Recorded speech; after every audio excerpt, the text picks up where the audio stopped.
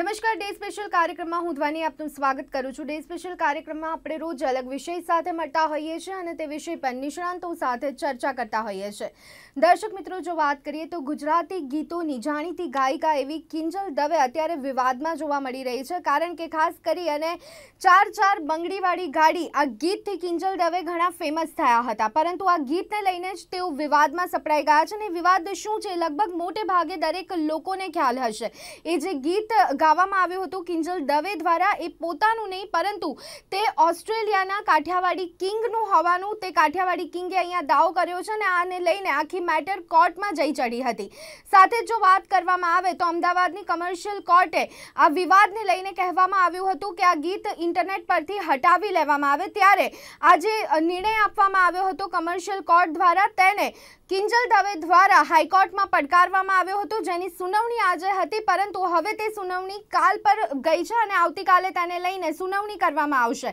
પરંતુ અહીંયા કોપીરાઇટને લઈને સૌથી મોટી બબાલ મચી છે ચાર બંગડીવાળી ગીતને લઈને।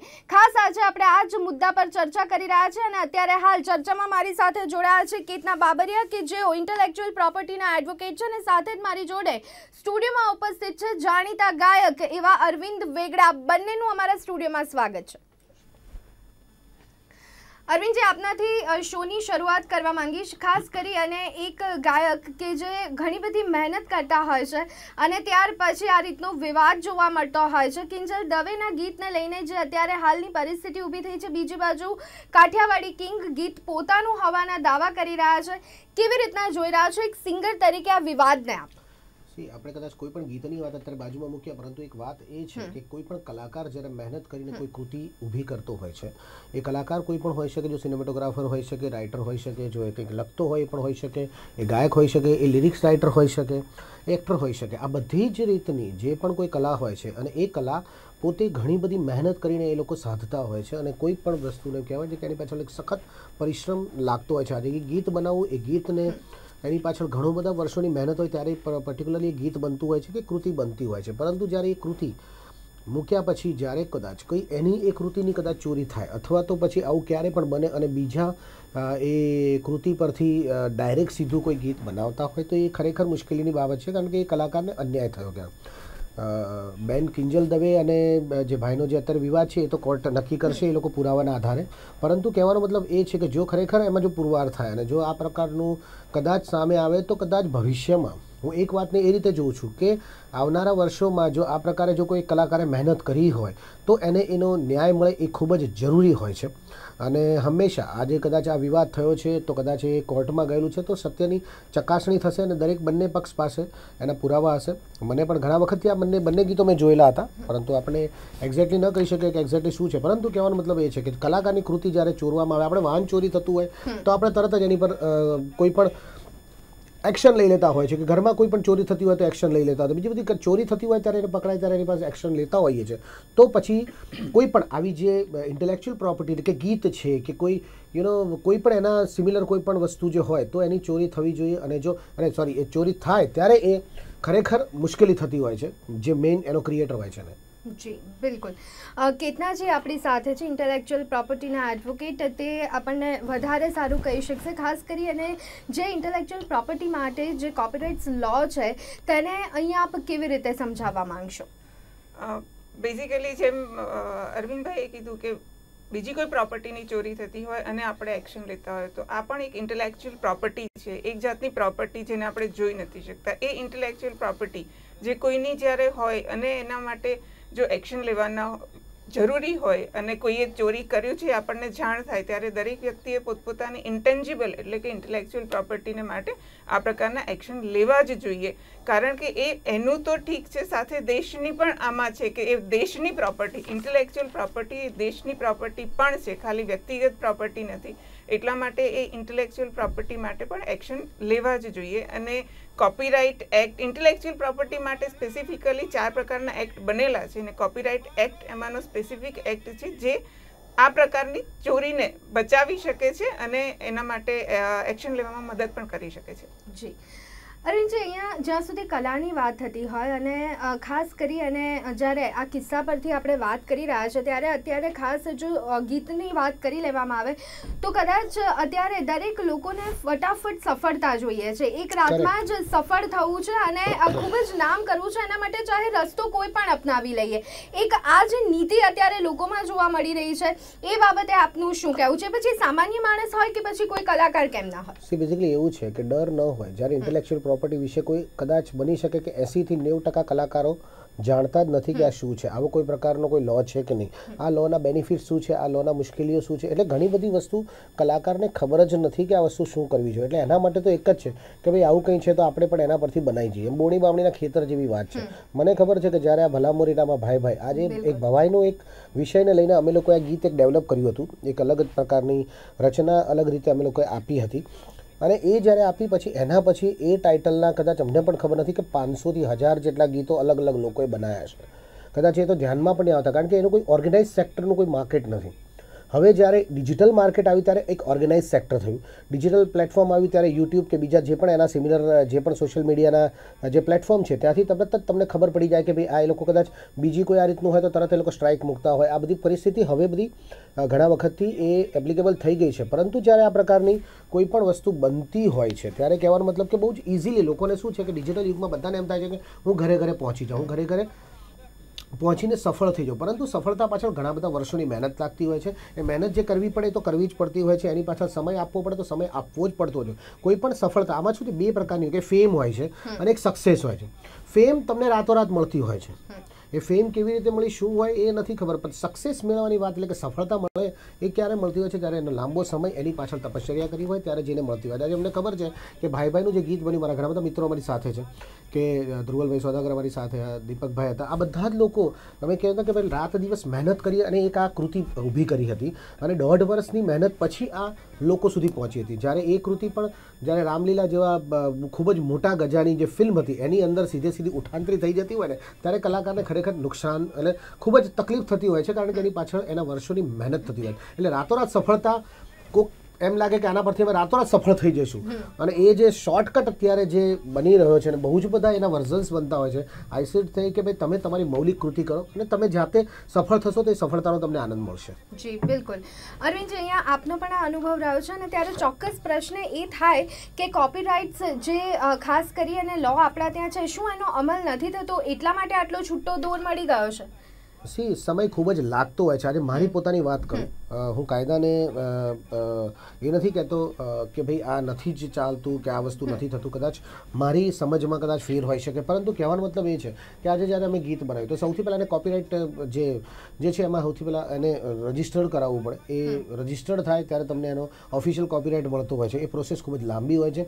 બીજી વસ્તુ, કદાચ એને પણ કોર્ટ મંજૂર કરે છે કે તમે પહેલાં અપલોડ કર્યું હોય તો એ લોકો એના એવિડન્સ જોતા હોય છે, પરંતુ જ્યારે તમારી સામે કોણે એમ કહેવાય ને કે તમારી સામે બહુ મોટા ગજાનું જે પ્રોડક્શન હાઉસ હોય એને તમે જ્યારે પડકારતા હોય ત્યારે એની પાછળ ખર્ચ પણ ખૂબ જ થતો હોય છે કાયદાની, કારણ કે કાયદાકીય જે જોગવાઈ હોય એની પાછળ તમારે લડવા માટે પણ તમારે ખાસો સમય, ખાસા એવા તમારે સારા આઈપી એડવોકેટથી માંડીને ઘણા બધા રોકી અને એની પાછળ સમય પણ લાગતો હોય છે. એટલે તમને ખબર ન પડે કે કલાકારની અંદર ઇન્ડિવિજ્યુઅલ કલાકાર, જ્યારે મેં આ નોટિસ આપી હતી સંજય લીલા ભણસાલીને, પ્રોડક્શન હાઉસના સંજય લીલા ભણસાલીને કે ભાઈ આ તમે એક ગીતને અહીંયાથી સીધું ઉઠાંતરી કરીને તમારા કમ્પોઝિશન ત્યાં મૂકેલું છે, શબ્દો એના બદલી નાખવામાં આવેલા હતા, તો એને આને એક તો કાં તો ક્રેડિટ મળવી જોઈએ, કાં તો એને જે યોગ્ય ન્યાય મળવો જોઈએ, પરંતુ એ અહીંયા નથી મળેલો. તો પરંતુ સામે જ્યારે લડવું હોય તો પણ તમારે એની પાછળ સમય, પૈસો અને તમારો કહેવાય કે તમારે પણ એની પાછળ દોડવું પડતું હોય છે. પણ એ આપણા કદાચ કાયદામાં એ વસ્તુ કહી શકાય કે આઈપીના જે કેસીસ છે એ બહુ જ જલ્દી સોલ્વ નથી થતા. તો હું તો હંમેશા કહીશ કે આવા કેસીસ જે છે એ પ્રોપર બેન અમારી સાથે છે કે કેવી રીતે ફાસ્ટ આને રિઝલ્ટ આવી શકે એ પણ ખૂબ જરૂરી હોય છે, અથવા કલાકાર પોતે નાસીપાસ થઈ જાય છે. જી ચેતનાજી, અહીંયા અરવિંદજી જે રીતના કહી રહ્યા છે કે આઈપીના જે કેસીસ છે એનો ત્વરિત નિકાલ નથી આવતો અને એના કારણે કલાકારમાં અહીંયા એક નારાજગી જોવા મળે છે, કે એડવોકેટ તરીકે આપનું શું માનવું છે? બેઝિકલી જેમ અરવિંદજીએ પહેલાં કહ્યું એમ કે કોપીરાઇટ એક્ટ વિશે લોકોને જાણ જ નથી, રાઈટ.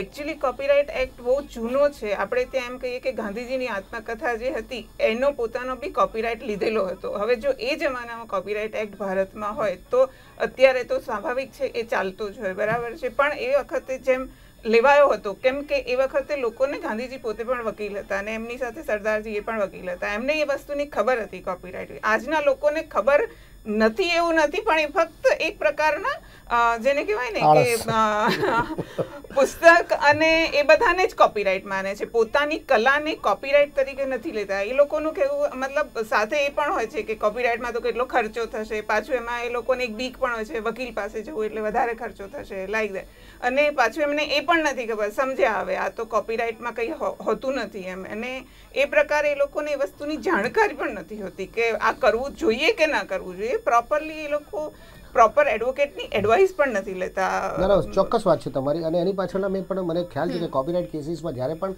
ચુકાદા આવેલા છે ત્યારે ખરેખર એને ન્યાય મળેલો છે. જો એને જે પણ ત્યારે ક્રેડિટ પણ ડ્યુ ક્રેડિટ્સ પર અમુક આપવામાં આવી છે, એને કહેવાય કે એનું વળતર પણ મળેલું છે, અને આપણા આપણા કાયદામાં જોગવાઈ છે અને એ પ્રમાણે એને મળેલા પણ છે. પરંતુ મુશ્કેલી એક જ છે, મેં કહ્યું ને કે આળસની વાત છે. બીજી વાત એ હોય છે કે આટલું બધું કરવું, એમાં શું થશે શું નહીં થાય, તો એ પણ થઈ શકે. જે મૌલિક કૃતિઓ કરી છે જે લોકોએ, એ કદાચ બની શકે, પણ તમે જેમ આગળ વાત કરી હતી કે ભાઈ લોકોને ત્વરિત સફળતા મળે એના માટે લોકો ઘણીવાર ગાડરિયા પાવામાં ખેંચાઈ જતા હોય. કદાચ એમને ખબર હોય કે ક્યાંક કંઈક મારો લોચો છે તો હું કોપીરાઇટ ન કરાવું. તો બની શકે કે અત્યારે જેટલા પણ કદાચ સોંગ્સ આવે છે માર્કેટ્સમાં, જે યુટ્યુબ પર એની પર મુકાય છે, એના કોપીરાઇટ્સ નથી લેવાતા. એના કોપીરાઇટના કહેવાય ને કે એને આગળ શું કરવું જોઈએ, કેમ ન કરવું જોઈએ, કેવી રીતે એને આગળ વધવું જોઈએ, આઈપી એડવોકેટની સલાહ, એ બધું થતું નથી. એટલે શું છે કે બધા જ લોકોને અવોઇડ કરતા હોય છે. જી બિલકુલ. કેટલા છે અહીંયા કદાચ જે પ્રમાણે અરવિંદજીએ કહ્યું કે યુટ્યુબ પર પણ ઘણી બધી કૃતિઓ જ્યારે મૂકવામાં આવે ત્યારે હજી એટલા પ્રમાણમાં કોપીરાઇટ્સ લેવામાં નથી આવતા, તો એની પાછળ આપ કયા પરિબળોને જવાબદાર ગણો છો? શું એ પ્રોસેસ ઘણી લાંબી છે, અથવા તો પછી રિક્વાયરમેન્ટ ઘણી વધારે રહેતી હોય છે ફાઇલ કરવા માટે? કયા પરિબળોને અહીંયા આપ જવાબદાર ગણી રહ્યા છો, કે પછી લોકોમાં અવેરનેસ જ નથી? લોકોમાં અવેરનેસ નથી એવું તો ના કહી શકાય, પણ લોકોને એ વસ્તુની જાણકારી તો છે. જેમ કે લોકો પિક્ચર જોતા હોય છે તો એની નીચે કોપીરાઇટનો સી લખેલો જ હોય છે, ઘણા સાહિત્ય વાંચતા હોય છે તો એની અંદર કોપીરાઇટ એવું લખેલું જ હોય છે. એ લોકોને જાણકારી નથી એવું નહીં, પણ જેમ અરવિંદભાઈએ કીધું કે ભાઈ કોઈ લોચા કરેલા હોય એટલે પછી એ લોકો કોપીરાઇટ તરફ નથી જતા હોતા, બરાબર ને. બાકી રહી વાત કે કેટલા સમયનો ગાળો હોય છે કે તમને કોપીરાઇટ સર્ટિફિકેટ મળે. પહેલાં એ બહુ જ લાંબી પ્રોસિજર ચાલતી હતી. હવે લગભગ 9 મહિનાથી 12 મહિનાની અંદર કોપીરાઇટનું સર્ટિફિકેટ, જો તમારું બધું જ પ્રોપર હોય તો કોપીરાઇટ ઓફિસની અંદર આ બધું ચેક કરવામાં આવે છે અને એની અંદર 12 મહિનાની અંદર તમને કોપીરાઇટનું સર્ટિફિકેટ મળી જાય છે. તમારે એની સાથે જે સબમિટ કરવું પડતું હોય, જેમ કે એક કલાકાર છે પોતાની કૃતિ સબમિટ કરે, કોઈ પુસ્તક સબમિટ કરે, તો એ બધી 2-3 કોપી જે કોપીરાઇટ ઓફિસ માંગે છે એ તમારે સબમિટ કરવાની હોય. એ લોકો એક્ઝામિન કરે, એક્ઝામિન પછી એ લોકો પોતાના ક્વેશ્ચન્સ પૂછે અને એમાં જો તમે પ્રોપર હો તો કોપીરાઇટ સર્ટિફિકેટ તમને બહુ જલ્દી મળી જતું હોય છે. મારો આમાં એક સવાલ છે કે સપોઝ એને કોપીરાઇટની એપ્લિકેશન કરી અને કોપીરાઇટ આવ્યો, એની વચ્ચેનો જે સમયગાળો જે છે, એ સમયગાળા દરમિયાન જો તમારી કૃતિની કોઈ ચોરી કરવામાં આવતું હોય, જો એની કૃતિની જો કોપીરાઇટ ક્યાંક કોકે એનો ભંગ કરી અને પોતે એને પછી ડાયરેક્ટ કંઈ લઈ લીધો તો પછી એ કેસની અંદર શું એ કલાકારને કે રાઇટરને કે એ જે પણ કૃતિ જેણે બનાવી છે એને એ ન્યાય મળે કે ન મળે? એને કોપીરાઇટ અત્યાર સુધી મળેલો નથી. તો મુશ્કેલી સૌથી વધારે આ હોય છે કે 12 મહિના સુધી જો કલાકાર રાહ જોતો હોય તો ઇન બિટવીન થયેલી કોઈ ઘટનાને શું એને એને ન્યાય મળે કે ન મળે? ચોક્કસપણે ન્યાય મળે અરવિંદભાઈ. એની અંદર એવું છે કે તમે કોપીરાઇટની એપ્લિકેશન કરી દીધી પછી જે નકલ કરે છે એને તમે નોટિસ આપો. નોટિસ આપીને તમે કહી શકો છો કે ભાઈ કોપીરાઇટની અંદર મારો આ ડાયરી નંબર છે, મેં કોપીરાઇટની એપ્લિકેશન કરેલી છે, તમારા પહેલાં કરેલી છે, હું આટલા વખતથી આ કામ કરી રહ્યો છું અને આ મારો આર્ટિકલ છે, તમારા પહેલાં પબ્લિશ થયેલું છે, જે કાંઈ તમારી કૃતિ હોય એ પબ્લિશ થયેલી છે અને મેં એને ફાઇલ કરેલું છે, બરાબર. તો હવે તમે એને અટકી જશો. એક વખત નોટિસ આપી દેવાની, એના પછી તમને જ્યારે સર્ટિફિકેટ આવે ત્યારે તમે એના લીગલ એક્શન પણ લઈ શકો છો. એક્ઝેક્ટલી. પરંતુ આમાં મારી એક મુશ્કેલી એ છે, સપોઝ આજે કોઈ ગીત હોય, સપોઝ આ જ ગીતની આપણે વાત કરીએ કે જેની અંદર એક કેસ કર્યો છે કાઠિયાવાડી કિંગે અહીંયા 4 બંગડીવાળી પર. હવે જે એ ગીત ઉપર, તો એ ગીત પર જ્યારે કેસ થયો છે ત્યારે મીન વાઇલ બન્યું એવું છે કે ખૂબ જ વાયરલ થયું, કારણ કે અદ્ભુત રચના હતી, ખૂબ જ એનું પણ જે વર્ઝન બી બનાવવામાં આવ્યું હતું કે જે પણ કોઈ એમની પણ કૃતિ છે ખૂબ જ ફેમસ થઈ, એમને જબરદસ્ત ફેમ મળી. મુશ્કેલી એ છે કે એ સમય દરમિયાન આજે કદાચ એમને પણ ખાસો 2-2.5 વર્ષનો સમય લાગી ગયો છે. અત્યારે તો એ મેટર જે પણ હશે અને પાછળ જતા જે પણ ચુકાદો આવે, પરંતુ કહેવાનો મતલબ એમ છે કે કલાકાર આજે કોઈ ગીત બહાર પાડ્યું અને કદાચ એ ન હોય, બીજા કોઈને એ ગીતમાંથી એને ફેમ મળી ગઈ, તો એ જે છે એનું વળતર તો એને મળી શકવાનું કોઈ શક્યતા નથી, કારણ કે બેઝિકલી એને આખી તો એ ત્વરિત થાય કે અથવા તરત અટકાવી શકાય કે આ રીતનો કોઈ કેસ થયો હોય તો ઇમિડિયેટલી એની પર એક્શન થઈ શકે. યુટ્યુબમાં એવું છે કે યુટ્યુબમાં તમે મૂકો ને તરત જ બીજું કોઈ ગીત આવે તો તરત જ એની પર સ્ટ્રાઇક તમે આપી શકો પહેલા અપલોડ કરનારે. પરંતુ કાયદામાં આપણે ત્યાં એવી કોઈ જોગવાઈ ખરી કે ઇમિડિયેટલી એને સ્ટોપ કરાવી શકાય કે ઇમિડિયેટલી આ વસ્તુ થઈ શકે? ઇમિડિયેટલી એના માટે ચોક્કસપણે થાય. નોટિસ આપણે કોર્ટમાં સીધું આપીએ તો એને સૌથી પહેલા સ્ટે મળવાની શક્યતા વધારે છે. એટલે કે તમે આ જે કૃતિ તમે આગળ જે કોઈ વ્યક્તિ કરી રહ્યા છે એના પછી જો આ કરી રહ્યા છે ને તમે બધું પ્રૂફ સાથે સબમિટ કર્યું હોય તો પછીની વ્યક્તિને એ વસ્તુનો સ્ટે મળી શકે છે. એટલે કેતનાજી અહીંયા આ કેસમાં પણ સેમ એવું જ થયું છે. ગીત હવે ઇન્ટરનેટ પરથી હટાવી દેવાનો આદેશ તો આપવામાં આવ્યો છે, પરંતુ જે ફેમ છે એ અહીંયા કિંજલ દવેને મળી ગયું છે. સાચું શું છે ખોટું શું છે કદાચ તપાસનો વિષય છે, પરંતુ અત્યારે જે ક્રેડિટ છે એ કિંજલ દવેના ખોળામાં જતી રહી છે. અને જો એ કદાચ ઓસ્ટ્રેલિયાના જે કાઠિયાવાડી કિંગ છે એ સાચા સાબિત થશે તો કદાચ અહીંયા એમની સાથે વધારે ખોટું થયું છે એમ આપણે કહી શકીએ છીએ. ચોક્કસપણે એ કાઠિયાવાડી કિંગની સાથે ખોટું થયું છે. સાથે અત્યારે કિંજલ દવેને એવું લાગે છે કે મને ફેમ મળી ગઈ છે, પણ જો એ ચોરી સાબિત થશે તો પછી એ ફેમ છે એ એડવર્સ ઇફેક્ટ પણ થઈ શકે. એની એડવર્સ ઇફેક્ટ પણ થઈ શકે છે. બિલકુલ એ પણ અગત્યની બિલકુલ. પણ અરવિંદજી અહીંયા મહત્વની વાત બીજી એક એ પણ છે, જ્યારે હવે આ કેસ થયો છે, જ્યારે કહી શકાય કે કોર્ટમાં બંને આમને સામને છે, ત્યારે હવે આનો નિવેડો આવવો જોઈએ. સામાન્ય રીતે એવું પણ આપણે જોતા હોઈએ છીએ આઈપી કેસીસમાં કે પહેલા કદાચ કોર્ટ સુધી વાત પહોંચતી હોય છે પરંતુ પછી સમાધાન પણ થતું હોય છે. તો એ પણ કેટલું ખોટું કહી શકાય. જ્યારે આપણે અમલીકરણની વાત કરી રહ્યા છે ત્યારે કદાચ આવું ખોટું થયું છે તો થોડીક લડવાની હિંમત પણ આપણે દાખવવી પડશે. ઓફકોર્સ સવાલ જ નથી. કોઈ પણ કેસ હોય, નોટ ઓનલી ધીસ, પણ જ્યારે પણ કોઈ પણ આવી પ્રકારની ઘટના બની છે, કારણ કે આ ઘટનાનું જે પણ રિઝલ્ટ આવે પણ રિઝલ્ટ આવે ખૂબ જ જરૂરી હોય છે. આગળ જતા એ દાખલો હોય છે, કારણ કે ગુજરાતી ઇન્ડસ્ટ્રીની અંદર કદાચ બહુ જ ઓછા કોપીરાઇટના કેસીસ બનેલા છે આજ સુધી, અને એના ચુકાદા શું આવે એ આપણને ખબર નથી. કદાચ એક કેસીસ બન્યો હતો જ્યારે મને મોરબની થનગાટ કરે જે ગીત હતું, જે ઝવેરચંદભાઈ મેઘાણીએ જે એમની રચના કરી હતી ગુજરાતીની, એકચ્યુઅલી એમણે પણ એડોપ્ટ કર્યું હતું ટાગોરજીની એક કવિતા પરથી, અને મનમોરબની થનગાટ કરે જે ગીત હતું એ ગીતને સીધું એ ગીતને પોતાના નામે જે રામલીલા ફિલ્મ હતી એની અંદર સંજય લીલા ભણસાલે પોતાના નામે મૂકેલું, જે પાછળથી વિવાદ સર્જાયો અને પછી એમણે ક્રેડિટ આપી કે ભાઈ ના, આ ગીતના મૂળ લેખક જે છે એ ઝવેરચંદભાઈ મેઘાણી છે, એમની ક્રેડિટ મળી હતી. પરંતુ ક્રેડિટ એ ખાલી એ ક્રેડિટ જ એમને બહાર ફોટો મૂકીને એમને એ જ એટલું જ ખાલી જરૂરી, એટલે એટલું જ ખાલી એમને કદાચ વળતર મળ્યું, પરંતુ એ કદાચ એ ટ્રસ્ટને આજે આટલા રૂપિયા એક ફિલ્મ કમાઈ હશે તો એ ટ્રસ્ટને કદાચ વળતર મળ્યું કે ન મળ્યું, એના થકી જે કોઈ પણ ને ફાયદો થયો, એના થકી જે મેઇન ક્રિએટરને ફાયદો થાય છે કે હા, આપણે ત્યાં એ બધા જે કહેવાય કે PPL છે કે બીજા બધા ઘણા બધા એસોસિએશન જે છે, જે આપણે કહેતા હોઈએ છીએ કે એક સિંગર્સનું પણ એક એસોસિએશન છે, એમાં પણ ઘણા બધા છે, પણ લોકો એમાં રજીસ્ટર થાય ન થાય તો એ તમારા વતી એક કેસીસ લડતા હોય છે, તમને એ પ્રોટેક્ટ કરતા હોય છે. તો ઘણીવાર એવું બને કે એને જે ક્રિએટર્સને છે ત્યારે એને યોગ્ય ચોક્કસ વળતર મળે છે કે નથી મળતું. તો આવા કેસીસની અંદર જો ચુકાદો આવે તો એ ખૂબ જ જરૂરી છે. જે પણ ચુકાદો આવે, કોર્ટ ચુકાદો આપે, પરંતુ ચુકાદો ખૂબ જ જરૂરી છે, અને એ સમાજમાં એટલે કે આપણા સિસ્ટમની અંદર એ સેટ થઈ શકે એક એક્ઝામ્પલ તરીકે. જી કિતનાજી, અહીંયા કિંજલ દવેનો જે આખો કેસ અત્યારે થયો છે, શું લાગી રહ્યું છે આપને?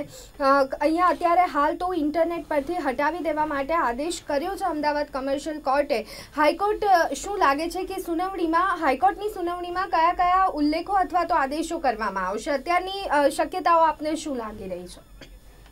અત્યારે જે કેસ જે પ્રમાણે કમર્શિયલ કોર્ટે એને ઇન્ટરનેટ ઉપરથી હટાવવાનો આદેશ આપ્યો છે, અને અત્યારે જે કોર્ટમાં હાઈકોર્ટમાં એ વસ્તુ ચાલી રહી છે, એના પ્રમાણે જે અરવિંદભાઈએ કીધું કે એનો ન્યાય આવવો જરૂરી છે, એનું ડિસિઝન આવવું જરૂરી છે, જેનાથી કલાકારને ન્યાય મળશે. અને એ ન્યાય માટે જ્યારે કોર્ટ આટલો પ્રયત્ન કરી રહી છે તો કોર્ટ પણ પોતે કોપીરાઇટના એક્ટને રિફર કરીને, કારણ કે કાઠિયાવાડી કિંગ અને એ વખતે જે ગીત રિલીઝ થયું અને આટલું બધું વાયરલ થયું ત્યારે એ જે હતું એ ગુજરાતી ભાષાની જે આપણે મુખ્યતા કહીએ અને આટલું ફેમસ જે ગીત થયું એના લઈને ડેફિનેટલી કોર્ટ એક ન્યાયની અને બહુ ફાસ્ટ ન્યાયના માટે કામ કરશે એવું મને લાગે છે કે.